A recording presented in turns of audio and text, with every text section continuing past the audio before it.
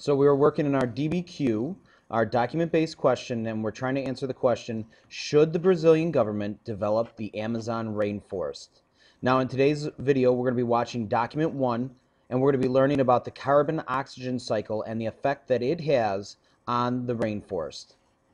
Whenever we start looking at our documents, we want to start by annotating the documents. When we annotate a document, it means that we mark it up for special information. Now we are looking at document 1. Document 1 comes to us from the oxygen cycle diagram at http://edugrams@blogspot.com from 2011.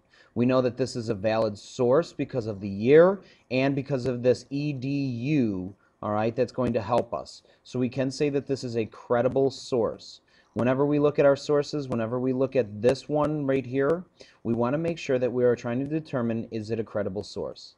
Since it's coming from our DBQ, we know that it's a credible source, and we can automatically assume that it is a good one.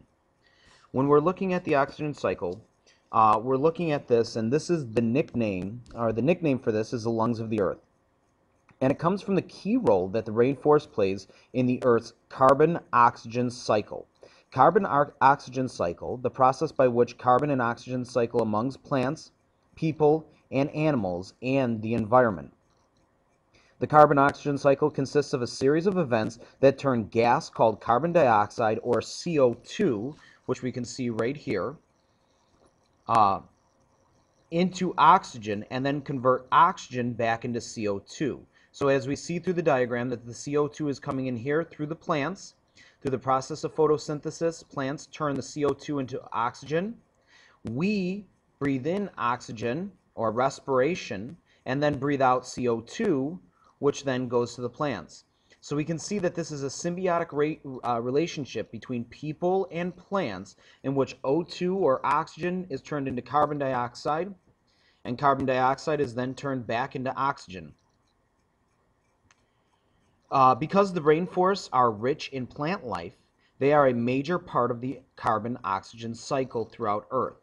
Scientists believe that the Amazon rainforest alone creates about 1/4, or 25%, of the Earth's oxygen. A rainforest tree may have produced the oxygen that you are breathing right now. Now that we understand the diagram a little bit better, we have to start looking at the questions. The first question asks us, why are oxygen and CO2 centrally located in the diagram above?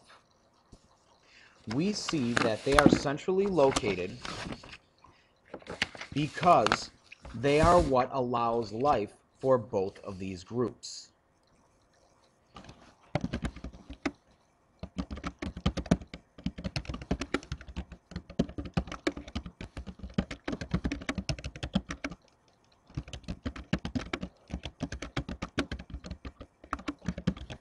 And you can see I'm typing that right there on your screen for you so that you can write it down in your notes as well.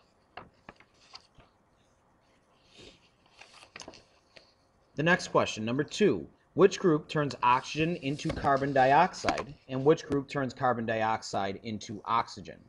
All right, let's start out with oxygen to carbon dioxide.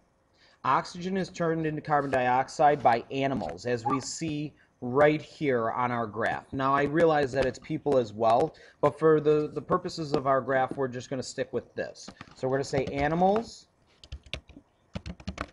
turn O2 into CO2, or carbon dioxide.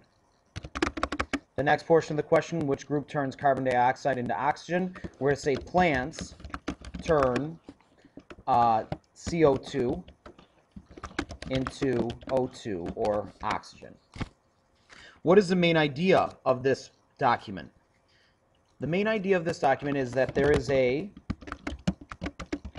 symbiotic relationship between plants and animals. Now, if you take into consideration what I read from your book when I said that it is believed that 25% of the world's oxygen comes from the rainforest, we can get a good idea that this is going to have a tremendous impact on our world. If we lose those trees, that's going to be bad for our oxygen levels and the air that we breathe. As we scroll down here and we look at the bottom of this document, it then says, how could this document be used to answer the question, should the Brazilian government develop the rainforest? This document seems to me to fit most of the no, the Brazilian government should not develop the rainforest. And if we think about this, we say that because the rainforest produces so much of the world's oxygen,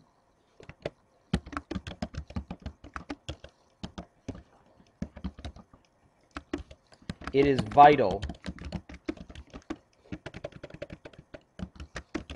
to life.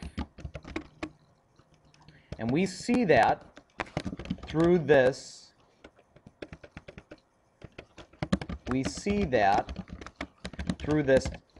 cycle, through this oxygen cycle.